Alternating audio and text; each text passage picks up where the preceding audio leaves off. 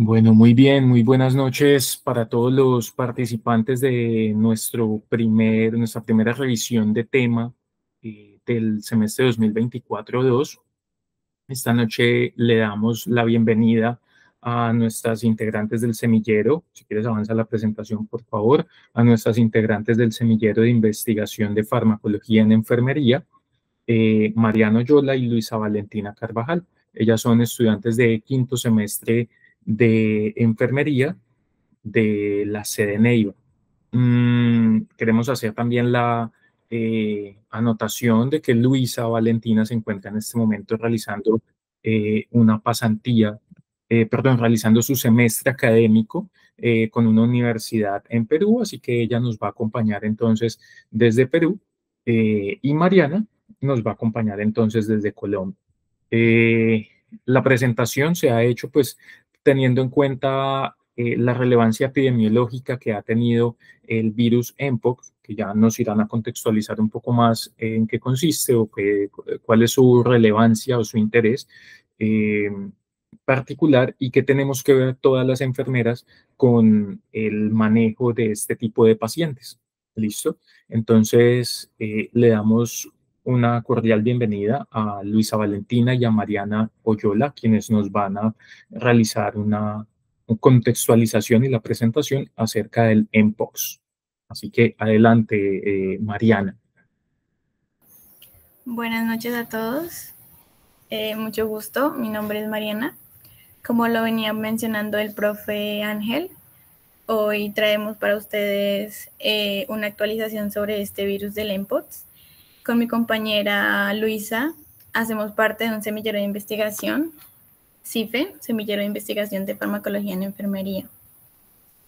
Vamos a dar inicio.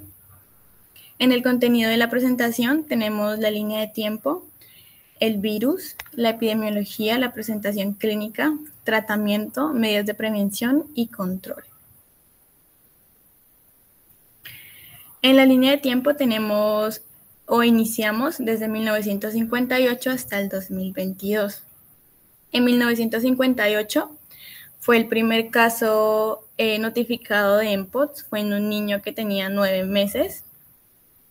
En 1970 a 1979 ya no fue solo un caso de Mpox, sino que fueron 45 casos de Mpox en África, en la República del Congo. Desde 1980 hasta el 2019, prácticamente 39 años, hubieron incidencia de casos de 18.700, pues obviamente casos por Mpox. En el 2018 y el 2020 se dieron no solo en África, sino en Israel y en Reino Unido. El 7 de mayo, la OMS en el 2022 sacó un comunicado de alerta porque el virus había resurgido y estaba ya en 75 países. Este mismo año, en la India hubieron 5 casos y una muerte, y a nivel mundial, a nivel global, 21 casos y 10 muertes. Siguiente, por favor. Bueno, ¿qué es el virus? El virus es una zoonosis, que quiere decir que es que se da de un animal a un humano. Este virus se llama virus del mono porque en 1958 un niño, como ya les mencionaba, fue el primer caso por Mpox o por virus del mono, porque su familia consumía la carne del mono, entonces era como un contacto directo con el mono que tenía el virus. El nombre, o sea, a pasar del tiempo, hubieron muchas estigmatizaciones y racismo, y ya no se llama virus del mono, sino que se llama Mpox. Debido a que este virus se originó en el África, entonces predominaba la raza negra.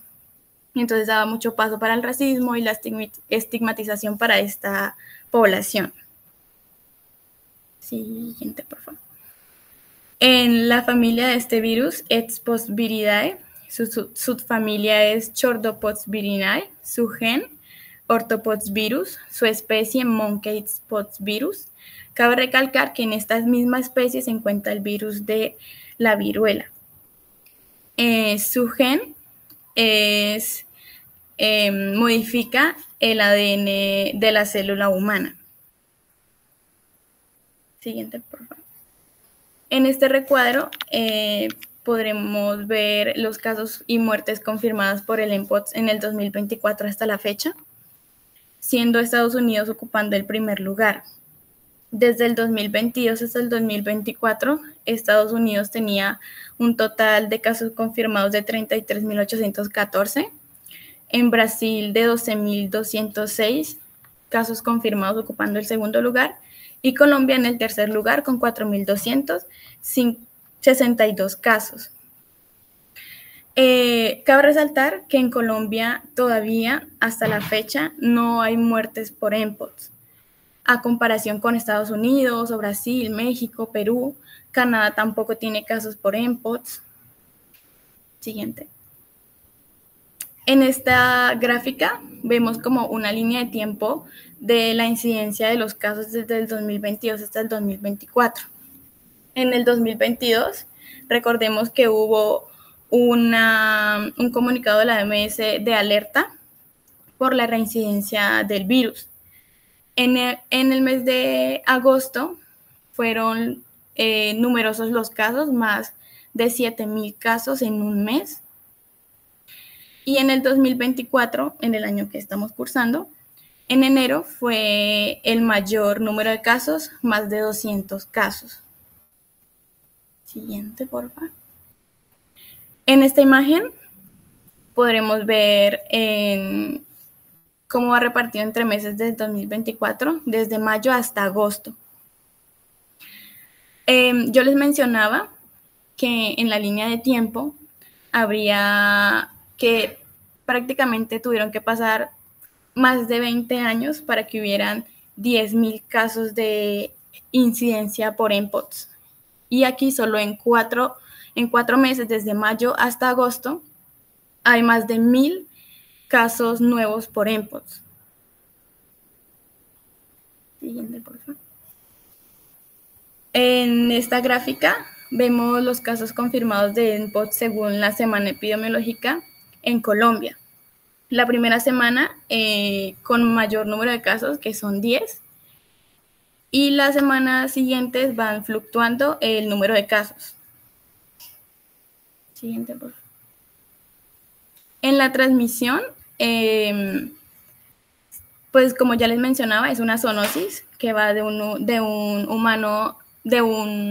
animal a un humano, que puede ocurrir por contacto directo con la sangre, fluidos corporales o lesiones cutáneas, ya sea de animales infectados o de un humano. La transmisión de persona a persona es la que más se da,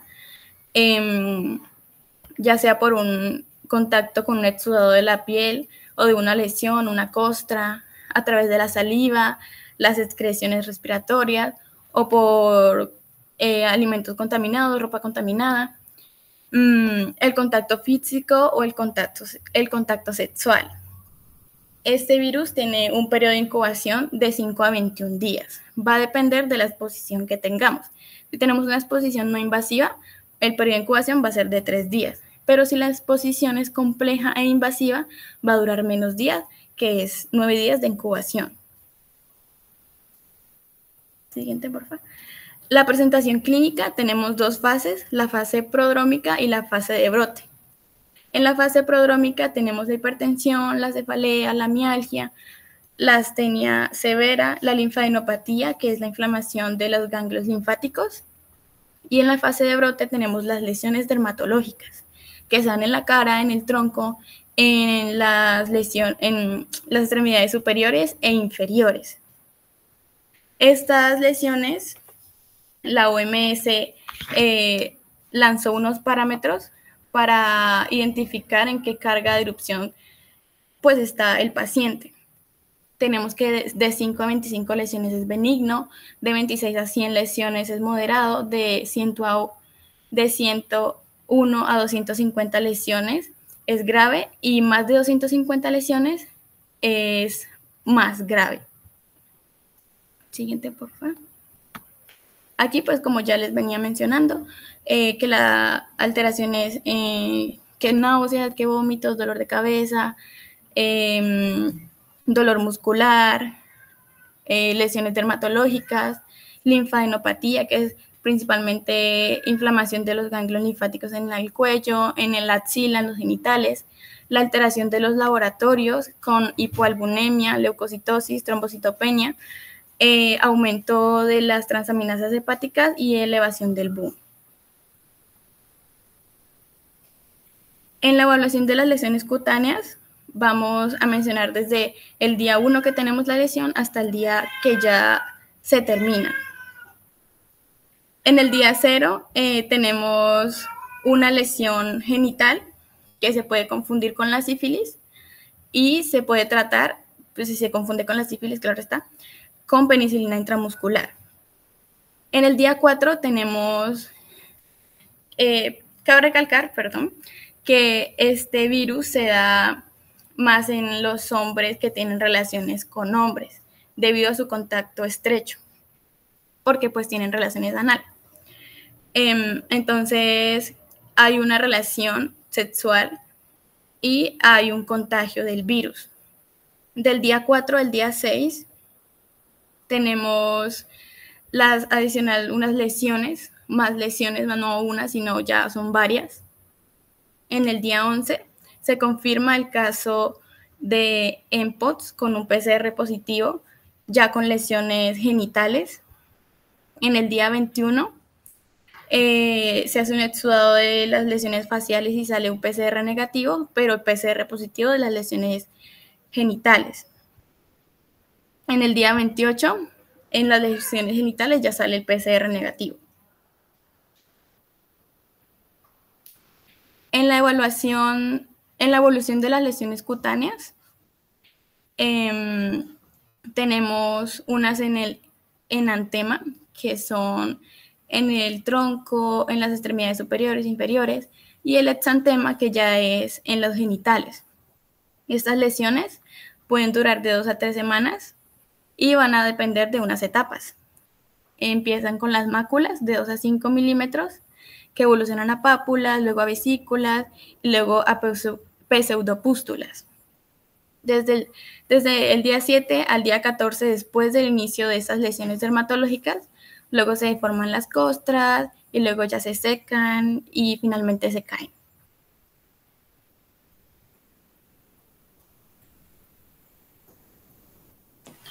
Bueno, buenas noches. Como ya el profesor Ángel nos presentó, igualmente me gustaría mencionar que mi nombre es Luisa Valentina Cortés Carvajal.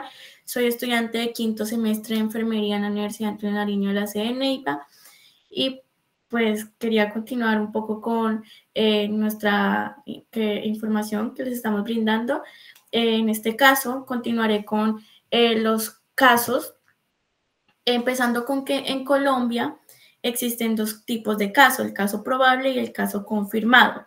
Cuando hablamos de un caso probable, hablamos de que este debe cumplir con unos criterios clínicos y epidemiológicos.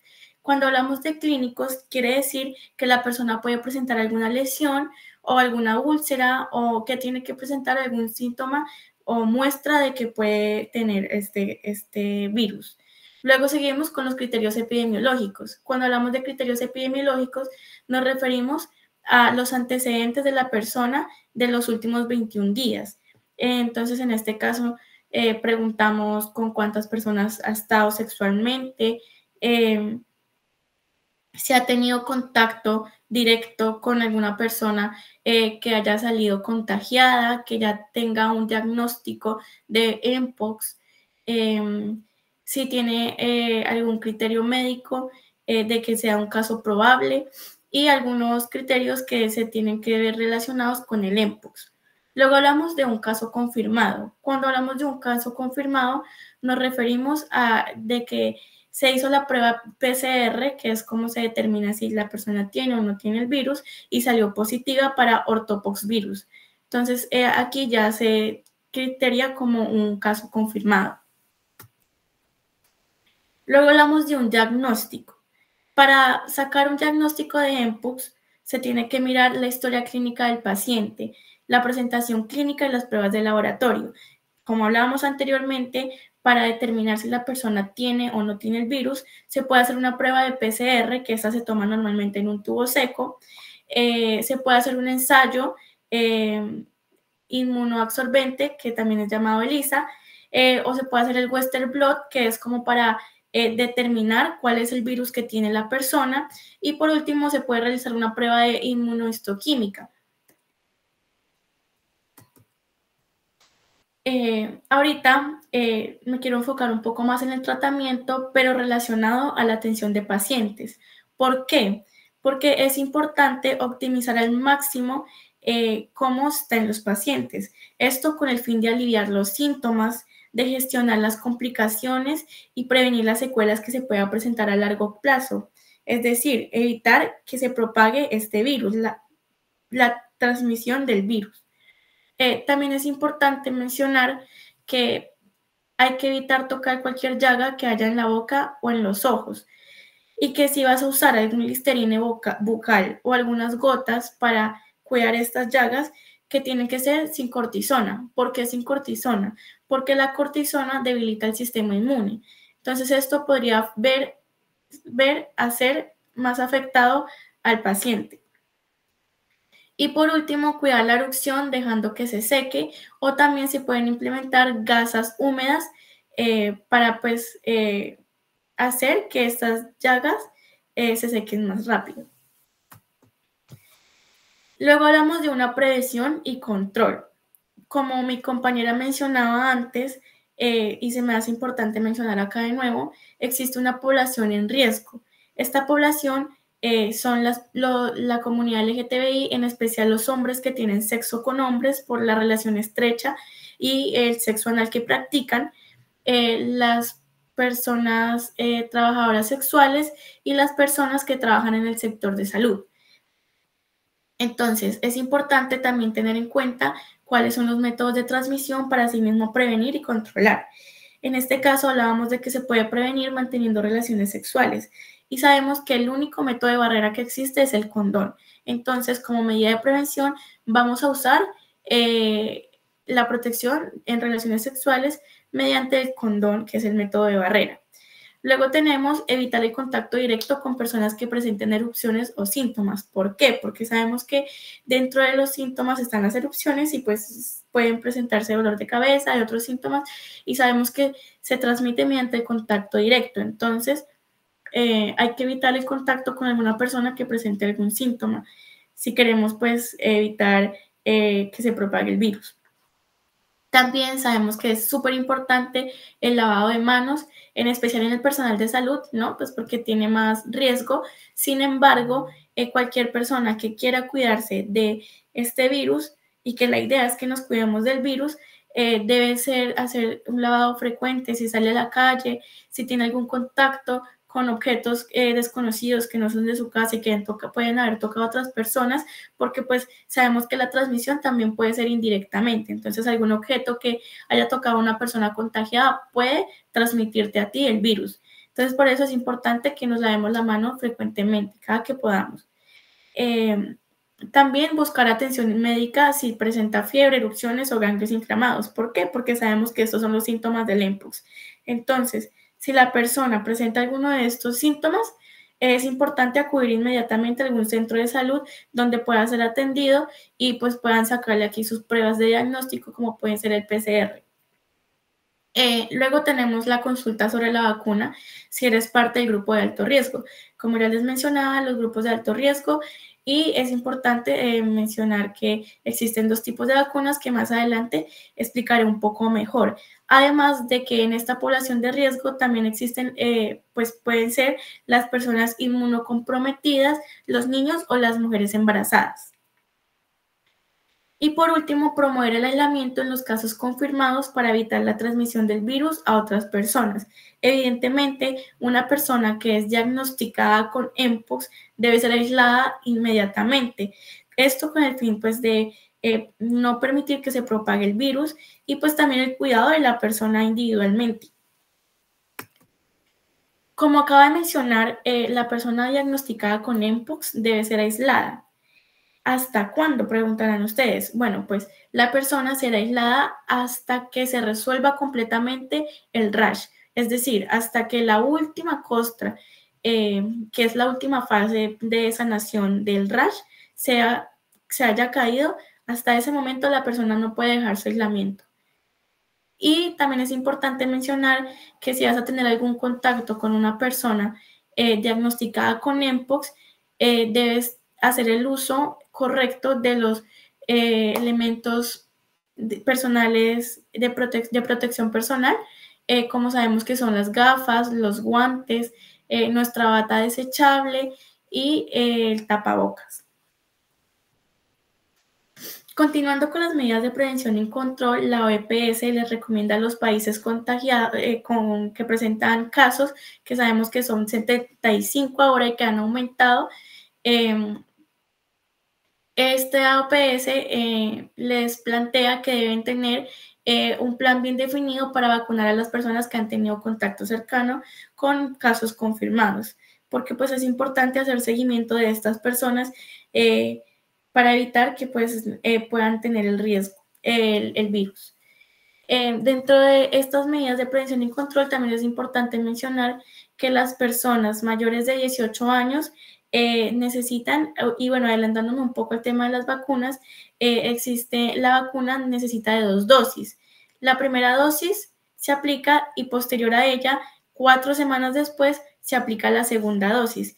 Y posterior a la segunda dosis, 14 días después, es que empieza a hacer el funcionamiento de la vacuna. Como segundo ítem acá, también es importante que las personas de 50 años o más de 50 años solo necesitan una dosis, pero eso teniendo claro que deben tener aplicada antes la de la viruela. O sea, solo se aplicarán una dosis si ya tienen aplicada la de la viruela antes. Y por último, hacer un control de seguridad a los lugares en donde han estado personas que han sido diagnosticadas con mpox. Es decir, si se pueden cerrar, sería de suficiente importancia porque así pues no se propagaría el virus. Aquí tenemos una tablita donde, como les explicaba, están como los grupos poblacionales en riesgo. Dentro de esos tenemos las personas que tienen múltiples parejas, o sea, es decir, las trabajadoras sexuales, y la comunidad LGTBI, como pueden ser los hombres que tienen sexo con hombre en especial, ¿no? Ellos tienen una probabilidad alta de contagio. Luego tenemos la población general, que pues la verdad tiene un riesgo muy mínimo de adquirir el virus. Sin embargo, pues como les decía, sí existe el riesgo en cuanto, digamos, puede ser el contacto indirecto con objetos que estén contaminados. Para los trabajadores de la salud o el personal de laboratorio, el riesgo va a ser muy bajo siempre y cuando utilicen los elementos personales de protección, los elementos de protección personal. Y si no los usan apropiadamente, el riesgo va a ser muy alto. Ahorita hablando un poco respecto a las vacunas, existen 2 vacunas. El sábado llegó una a Colombia, pero aún no hay imagen ni nada de esa vacuna porque pues está muy reciente. Pero anteriormente existen 2 vacunas que han sido utilizadas en Estados Unidos, que es la Jynneos y el ACAM 2000. La Jynneos es subdérmica y el ACAM 2000 es subcutánea. Entonces, para la subcutánea se aplica, esa es una aguja bifurcada. Entonces, se obtiene el medicamento y se debe hacer el punzón 15 veces para así pues quedar vacuna. Es una vacuna que se ha usado solo en Estados Unidos por el momento. Y también los antivirales que están como autorizados para el tratamiento del mpox son el tecovirimat, el brincidofovir y el cidofovir. Estos están disponibles solo bajo protocolo de acceso expandido. Y por último, ya para terminar, tenemos las conclusiones. Para las conclusiones, sabemos que el mpox ahorita en la actualidad representa un desafío significativo para la salud pública global debido a su capacidad de propagarse en contextos no endémicos y su evolución genética rápida, como nos explicaba nuestra compañera al comienzo, de que ya se ha propagado en 75 países a comparación de cómo empezó. Luego tenemos que es importante la vigilancia continua, la educación pública y la disponibilidad de vacunas efectivas son cruciales para controlar y prevenir los futuros brotes. Como ahorita que estamos propagando la información, es muy importante que, así como ustedes les entra la información de lo que estamos informando ahorita, puedan difundir para poder controlar y prevenir que este virus se propague. Y por último, la investigación en curso sobre el virus, su transmisión y su respuesta inmunológica es esencial para desarrollar mejores estrategias de prevención y tratamiento. Gracias.